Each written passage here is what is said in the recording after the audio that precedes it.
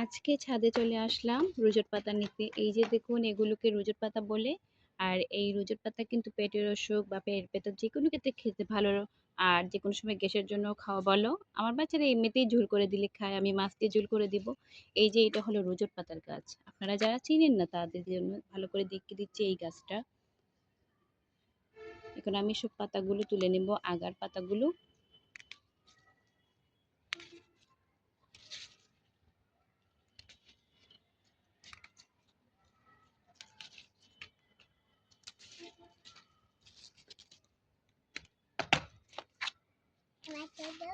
নাও, তুমি নাও, নাও, যাও বালতিতে রাখো, ওইখানে রাখো।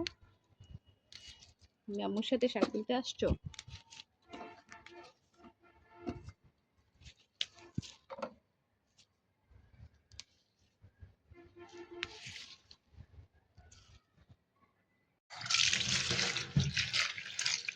পাতাগুলো তুলে এনে ভালো করে পরিষ্কার করে নিব, ধুয়ে।